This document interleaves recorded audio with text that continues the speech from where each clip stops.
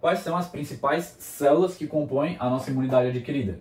Vai ser o linfócito T e o linfócito B. Até agora, pessoal, até esse momento da aula e também um pouquinho mais que eu vou seguir, eu vou estar dando um panorama geral sobre a imunidade adquirida, tá bom? Mas reforçando, o foco da nossa aula é o componente celular da imunidade adquirida, o braço celular da imunidade adquirida, que é aquela imunidade mediada por células. O foco da próxima aula vai ser mais o braço moral, tá? Só reforçando isso, quando eu estiver adentrando mais, falar da parte celular e tudo mais, eu sinalizo melhor para vocês. Mas vamos seguindo aqui, beleza? Então vamos pensar o seguinte, antes de eu comentar sobre o T e o B, deixa eu comentar com vocês rapidamente de onde eles se originam, onde eles nascem, essas células, onde elas se formam pela primeira vez. Então vamos lá, vamos pensar aqui na medula óssea, tá? Que é o local de origem delas. Na medula óssea ocorre a formação dessas células e também das outras células, são os elementos figurados do nosso sangue. Tanto as outras células de defesa da imunidade inata, que eu citei anteriormente na última aula, né? Na aula passada, como também as outras células do sangue que não fazem parte especificamente do sistema imunológico, tá bom? Como as próprias plaquetas e as hemácias. Vão se originar aqui na medula óssea por meio de um processo chamado de hematopoese. Esse é o nome bonito que a gente dá para o nascimento dessas células que ocorrem na medula óssea, beleza? Vamos pensar o seguinte, para ficar aqui bem mais claro de compreender. Imagine uma árvore, aquela árvore bem bonita, verde, né, que vê, enfim, na rua, tudo bem?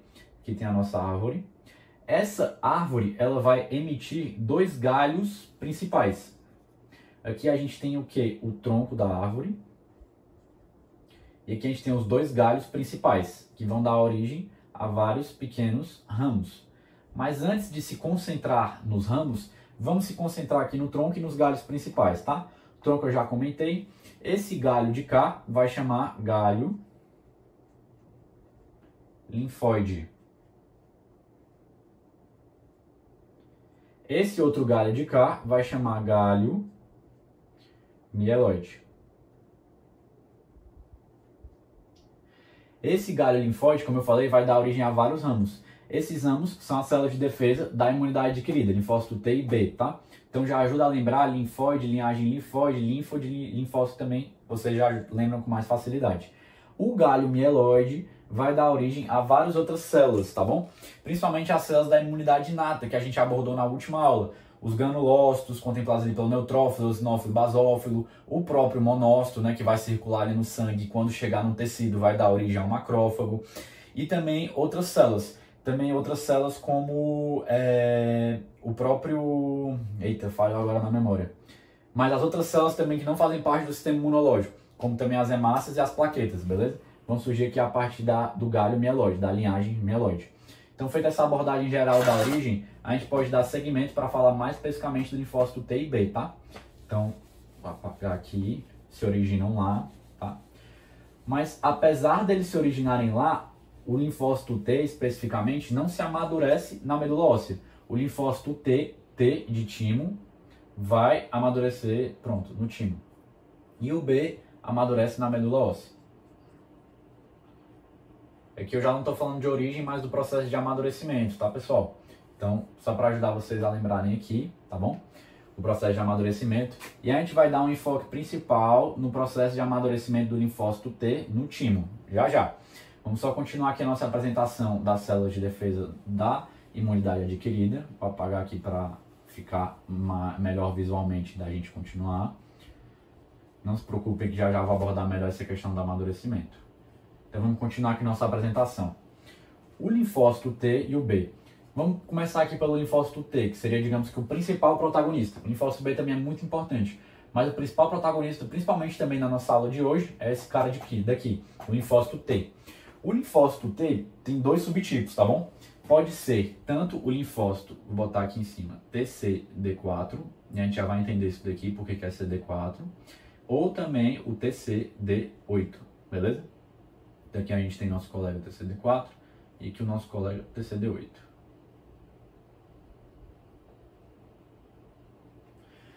Então vamos lá, pessoal. TCD4, porque a molécula que ele encontra na superfície dele é uma molécula CD4, tá bom?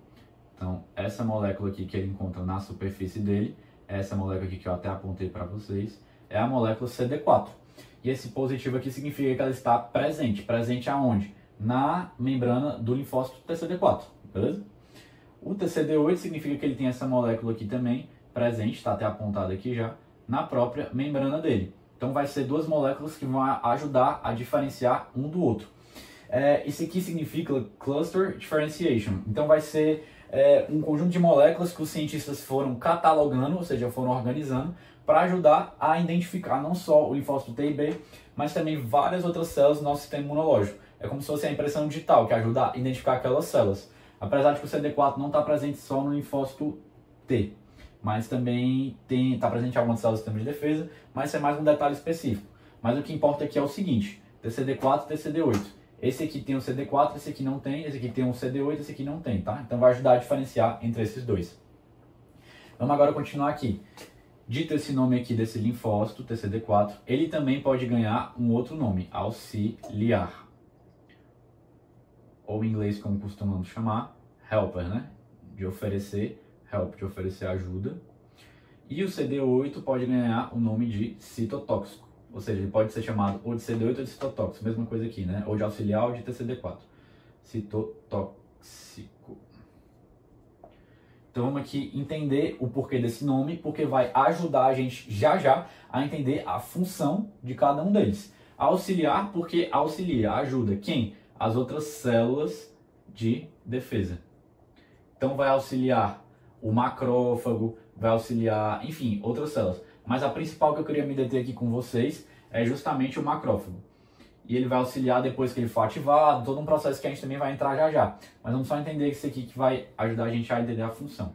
O citotóxico, tóxico de atacar, ataque, tá?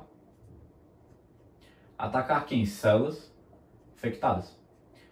Se vocês viram a minha última aula e vocês viram a minha abordagem sobre os principais mecanismos contra os vírus antivirais, né? Que tem um papel muito importante de quem? Se vocês lembram, só revisando também, as células NK, Natural Killer, que fazem parte da imunidade inata. Lembra que eu falei que a Natural Killer se assemelha muito ao citotóxico? O mecanismo de ação da Natural Killer vai ser muito similar ao citotóxico, mas eu também vou reforçar aqui já o mecanismo do linfócito TCD8, do citotóxico, não se preocupem. E também, se vocês lembrarem da última aula, eu comentei, acho que brevemente, bem breve, sobre as células linfóides inatas, que também fazem da imunidade inata, né? O próprio nome já ajuda, linfóides inatas. E as linfóides inatas são muito similares ao TCD4, a esse tipo aqui específico. Então elas vão funcionar nesse mecanismo de auxiliar outras células de defesa. Como se dá esse auxílio? Mediante as citocinas, tá bom? Eu já revisei com vocês o significado delas. Então, beleza, eu fiz aqui essa apresentação geral, vou falar aqui brevemente do linfócito B, que vai ser o enfoque da nossa próxima aula. Mas aqui ele vai ser responsável principalmente pela imunidade humoral, lembrando, mediada por anticorpos. Então o linfócito B vai ser mais responsável justamente pela produção dos anticorpos. Ele vai produzir anticorpos quando ele passar pelo processo de ativação e se transformar no linfócito B ativado. Qual o nome do linfócito B ativado? Plasmócito. Esse plasmócito vai produzir os anticorpos. Plasmócito é o nome do linfócito B quando ativado, tá? Então essa é a apresentação geral aqui que eu queria fazer, introduzindo vocês aos principais integrantes da nossa imunidade adquirida, no nosso quadrante especial.